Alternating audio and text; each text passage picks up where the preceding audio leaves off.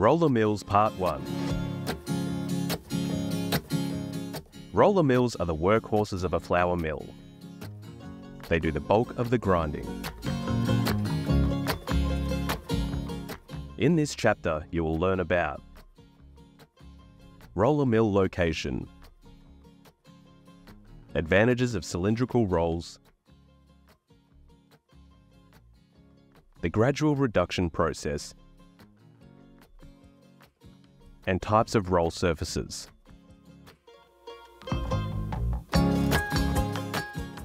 Roller mill location.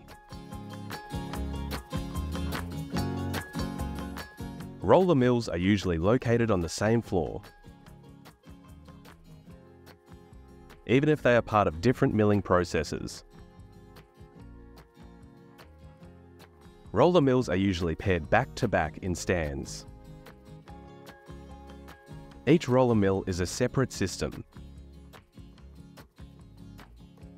Stock enters the roller mill from the top, and the ground material is evacuated from the bottom by pneumatic pickups.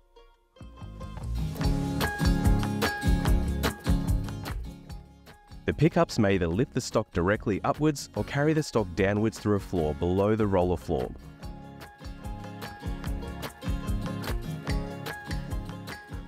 Mills vary in the number of floors. Some mills are designed over just a few floors and will be more likely to require direct pickups.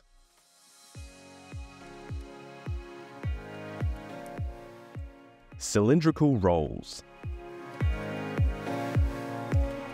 Within each roller mill is a pair of cast iron cylindrical rolls.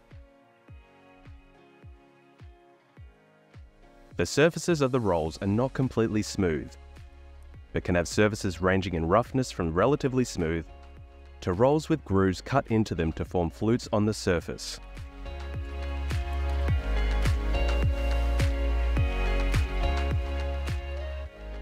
These rough surfaces allow the rolls to grip the stock they process. The rolls spin towards each other at slightly different speeds, creating a speed differential. The faster front roll is driven by a motor, either directly or via a belt. The slower back roll is driven by the front roll either by gearing, chain, or a belt system. The stock passes between the rolls through a precisely controlled gap, referred to as the nip of the roll. This gap may be adjusted by hand wheels or may be set automatically to a predetermined gap.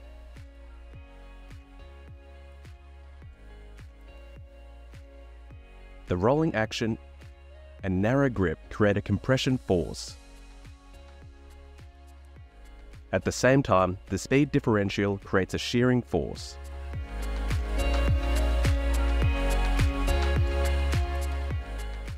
Advantages of cylindrical rolls.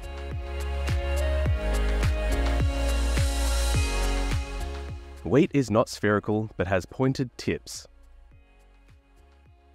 It also has an indent running down its side called the ventral groove or crease.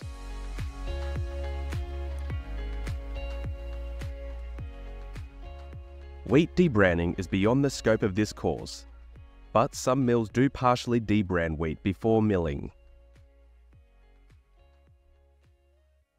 However, debranding does not evenly remove the outside layer of bran.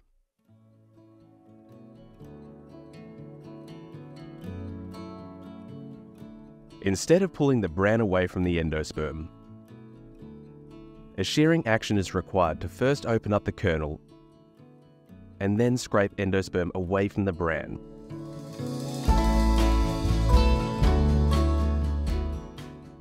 To produce flour that is free of bran, the scraping action needs to minimize bran fracturing so that most of the bran fragments will be large enough to sieve out of the endosperm.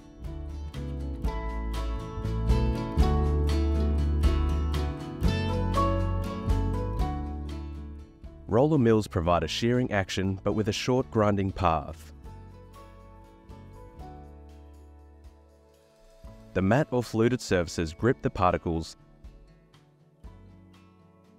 and the speed differential of the rolls causes the grip part of the particles to be pulled away from each other.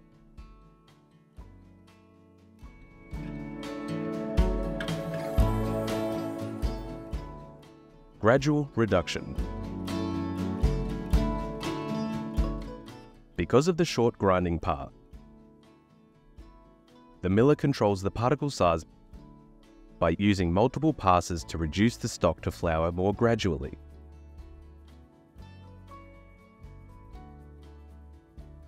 This creates an opportunity to grade the stocks using sifters and purifiers between passes and treat each grade separately.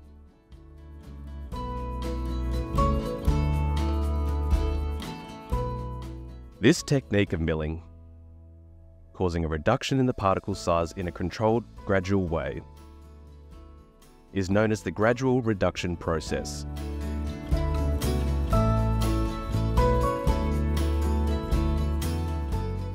Depending on their position in this process, roller mills can perform one of several functions on the stocks, including breaking open the wheat kernels,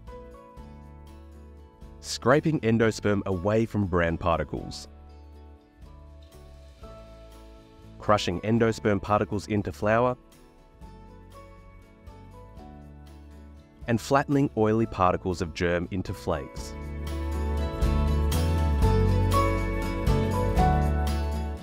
Roll surfaces. Each roll pair has a specific surface, either fluted or frosted, to achieve a specific effect. The surfaces of the rolls wear out over time.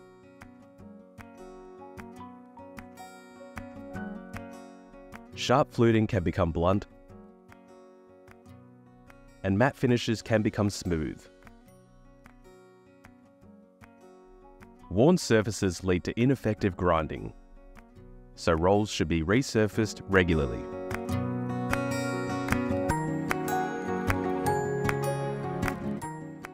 Some rolls will have roll cleaners, either brushes or knives, on the underside of the roll to scrape off any stock that sticks to the rolls.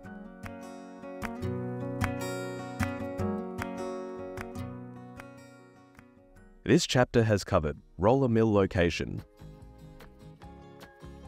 the advantages of cylindrical rolls, the gradual reduction process, and the types of roll surfaces. The quiz that follows will help you to confirm your knowledge.